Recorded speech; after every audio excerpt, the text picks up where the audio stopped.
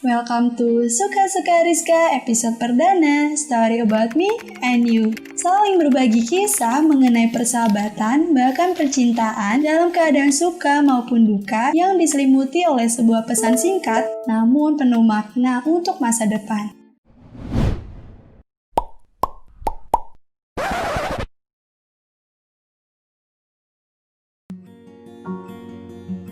Pandemi ini mengharuskan kita tetap di rumah saja, jadi semua dilakukan secara online di rumah, baik itu sekolah, perkuliahan, bahkan perkantoran. Semakin hari pun semakin meningkat jumlah korban positif COVID-19 ini, jadi belum diketahui secara pasti kapan akan berakhirnya. Tapi ada hikmah di balik ini semua, waktu luang kita untuk melakukan kegiatan lainnya lebih banyak, yang tentunya positif ya. Nah, salah satunya kegiatan yang bisa kita lakukan nih khususnya generasi muda yaitu usaha rumahan. Dengan kita usaha, kita jadi mendapatkan penghasilan dari jerih payah sendiri. Hai Belas, gimana nih kabarnya? Kembali lagi nih sama gue Rizka di episode ketiga. Nah, di episode kali ini spesial banget nih karena gue gak bakal bahas tentang percintaan sih. Sekarang gue mau bahas tentang kisah inspirasi dari seorang wanita hebat. Nah, sekarang gue udah terhubung dengan wanita hebat dan kreatif yang mampu mempertahankan usahanya sembari menjalani pendidikannya sebagai mahasiswa. Hai Dit.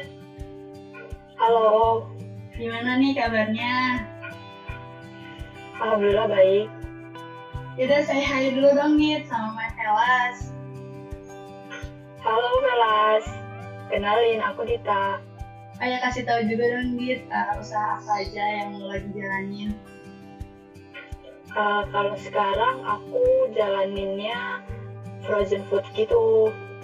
Jadi aku sebenarnya itu dulu ini pernah ke pulang kampung. Nah terus kebetulan aku cobain tahu bakso di sana ya, enak. Terus aku pengen bikin biar orang sini tuh juga ngerasain kan karena tahu bakso di sini banyak yang banyak yang kurang enak gitu ya. Terus jadinya aku bikin aja gitu biar orang-orang tuh tahu kenikmatan tahu bakso yang rasanya original gitu dari sana gitu. Nah, karena udah terhubung kita sama-sama kepo nih mengenai usaha lo, jadi gue pengen nanya lah sekitaran usaha lo. Ya, sedikit pertanyaan. Nah, lo berarti usaha ini udah berjalan berapa lama nih kira-kira? Dari 18 Juli. Baru tahun ini. Oh ya, berarti baru beberapa bulan ya. Nah, terus habis itu lu kan tadi bilang awal berkembang itu karena tadi lu melihat pas lagi ke kampung kan, terus habis itu biar orang menikmati. Apakah ada alasan lain lu jadi membuka usaha gitu sembari menjalani pendidikan? Ada ya, tentunya pasti mau menghasilkan earning buat diri sendiri gitu. Buat diri sendiri, siapa tahu juga nanti akan berkembang di kemudian hari gitu. Ya sih. Nah terus selain tahu bakso ini lu jualan apa aja sih? Selain tahu bakso itu pengembangannya gue jualan juga cilok, terus bakso juga gue jualan. Itu sama-sama di frozen juga sama. Nah terus bagaimana sih perkembangan ekonominya tuh sendiri gitu dari usaha? Kan biasanya kalau misalkan lagi pandemi gini kan kayak mengalami penurunan ya. Kalau lu sendiri gimana? Untuk kondisi pandemi karena gue itu kan mulainya kan Juli itu udah pandemi. Terus awal-awal sih banyak itu kan ya namanya produk baru gitu, banyak yang kepo, banyak yang beli. Terus adalah kayak penurunan gitu, cuman mungkin kalau gue stop promosi gitu kan kayak sayang aja gitu kan, gue udah mulai. Jadi ya udah gue tetap promosi gitu setiap hari. Dan alhamdulillah sih ada aja gitu yang beli. Ya. Nah terus kamu usaha ini sembari kuliah ya. Terus itu gimana sih cara membagi waktunya antara kuliah dan usaha ini? Ya paling ini sih di sela-sela jam kos, misal udah selesai Google Meet nih, terus nanti ada tugas gue udah kerjain, terus nanti ada spare waktu itu gue pakai buat misalnya bikin banner kayak bikin poster gitu. Jadi nanti tinggal gue share di sosmed, sama paling gue chatin temen-temen gue. Nah terus itu lu kapan waktunya untuk membuat bahan tahu baksonya itu sendiri? Yang beli bahannya? Biasanya gue belanjanya tuh pagi kan. Belanja itu kan daging dia nggak bisa belanja siang-siang, habis dia bukanya kan pagi. Terus gue beli tahunya tuh siang, terus nanti direndam dulu gitu. Nanti malam baru gue bikin, selesai aktivitas semuanya. Gitu ya. Nah, terus habis itu lo ada hambatan sendiri nggak sih? Kan lo membagi waktunya nih, ada hambatan sendiri nggak sih antara dua itu gitu yang lo rasakan? Ada sih. Contohnya misalnya waktu gue belum selesai kuliah. Terus misal hari itu padat gitu kan, kuliahnya dari pagi sampai sore atau bahkan sampai maghrib gitu kan. Terus di Shopee ada nih pesanan yang harus dikirim terakhir hari ini gitu. Jadi mau nggak mau gue ke ekspedisi dulu lah ya, terus baru gue lanjut kuliah lagi gitu. Berarti lu cara membagi waktunya tuh gimana? Maksudnya kalau cara menghadapi masalahnya kayak gitu berarti gimana? Jadi gue ini dulu cari yang emang waktunya itu cukup, misal ya paling lama paling 30 menit ya OTW ke ekspedisi itu. Jadi gue yang biasanya gue istirahat atau leha-leha gitu, ya habis kuliah itu mumpung waktunya lumayan banyak, jadi gue langsung aja ke ekspedisi. Soalnya kan nanti gue juga ada kuliah lagi gitu kan. Gitu ya. Nah terus berhubungan sama komunikasi nih, lo kira-kira udah menyebarkan tentang usaha lo ini ke aplikasi apa aja sih, melalui aplikasi apa aja? Pertama itu gue jualannya di WhatsApp. Di WhatsApp paling teman-teman aja gitu kan, WhatsApp pribadi. Terus gue ke Instagram tuh, bikin Instagram. Terus di sana gue bikin Linktree yang isinya ada Shopee, WhatsApp bisnis, sama satu lagi Instagram gue sendiri gitu kan. Itu kan isi informasinya udah mencakup semuanya gitu. Jadi gue taruh di satu Linktree dan gue taruh di Instagram, karena Instagram kan penggunanya nggak terbatas itu, bisa dilihat sama siapa aja gitu, kayak gitu. Nah menurut lo sendiri aplikasi apa sih yang paling efektif untuk berkomunikasi dengan pelanggan lo? Menurut gue aplikasi Instagram, karena dari sana orang-orang tuh bisa lihat gitu kan keadaan bisnis gue secara langsung, dan itu gue dokumentasiin semua di sana, mulai dari pesanan, packaging, terus menu, harga, semua ada di sana gitu. Jadi orang-orang bakal paling nanyanya kayak pesan sekian dapat potongan berapa gitu kan. Kalau di WhatsApp kan belum ketahuan gitu packagingnya kayak gimana gitu-gitu. Jadi gue taruh semuanya di Instagram dan emang lebih efektif, jadi orang-orang lebih tahu gitu mengenai produk itu sendiri. Benar sih, kan karena lebih jangkauannya juga lebih besar ya Instagram itu sih. Iya. Nah terus gimana sampai sekarang, apakah komunikasi lu sama pelanggan berjalan dengan baik gitu? Sejauh ini sih cukup baik ya.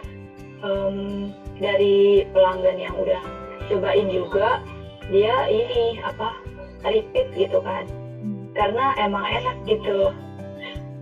Karena gue bikinnya emang kualitas itu emang harus diutamakan gitu. Iya, keren.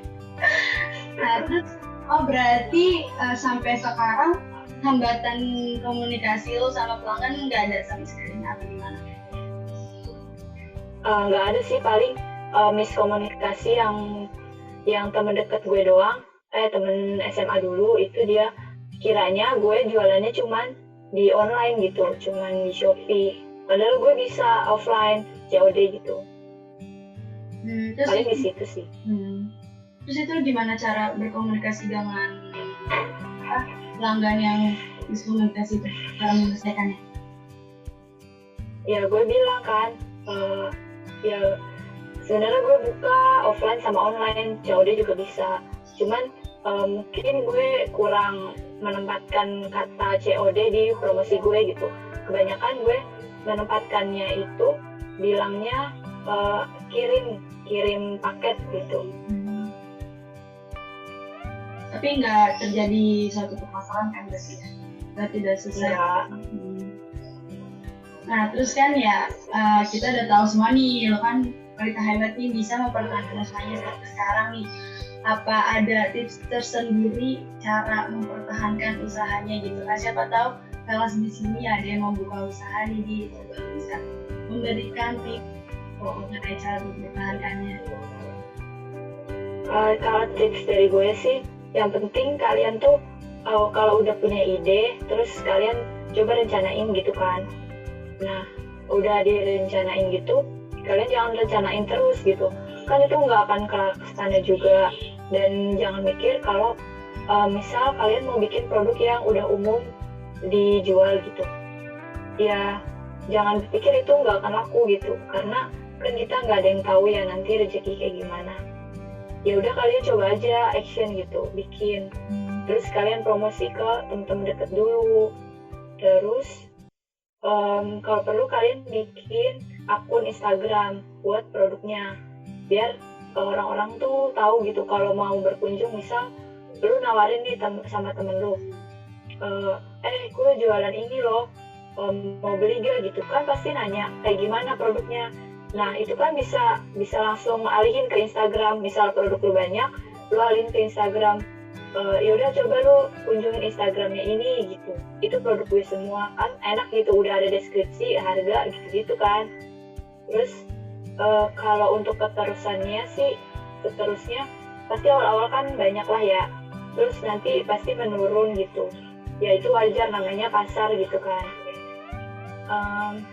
Yang penting konsisten aja sih, konsisten promosi. Terus kalian kalau punya ide yang baru, kreasi makanan baru atau kreasi produk baru, itu langsung diimplementasiin biar pelanggannya tuh nggak bosen gitu. Itu aja yang dijual, jadi ada variasi gitu.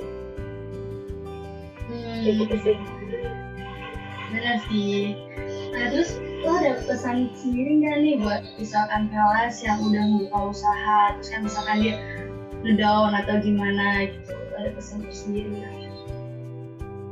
Ya gue juga pernah tuh ada di titik itu kan, kayak udah malas nih, nggak ada yang beli gitu kan. Tapi ya udah, kalian tetap promosi aja gitu. Sekedar pasang di status WA atau status Instagram bisnis kalian nggak apa-apa. Nanti juga ada orang yang nyamperin ke kita gitu, kayak kepo, ini bisa dibuat acara gak sih makanannya gitu. Kayak gitu-gitu, kayak misal nanti kalau aku pesen segini itu ada diskon berapa, kayak gitu. Soalnya aku pernah juga ngamalin kan, ngalamin ini, kayak udah capek banget lah ya. Terus temen kampus itu kakaknya kan suka tahu bakso. Nah terus dia order di Shopee tuh sampai belasan pak tahu. Karena ya enak gitu, jadi dia tuh repeat gitu. Nah, coba kasih tahu aja nih nama IG dari usaha sendiri, siapa tahu ada yang tertarik nih mau mencoba bisnis lo. Oh iya boleh. Nama Instagramnya itu Tap Ayam. TAB titik ayam. Langsung aja dikepoin produknya. Nah tuh Velas kepoin sekarang juga. Iya sih benar ya, berarti kan kita ya pesannya ya biar untuk Velas ya berarti ya jangan menyerah gitu kan ya.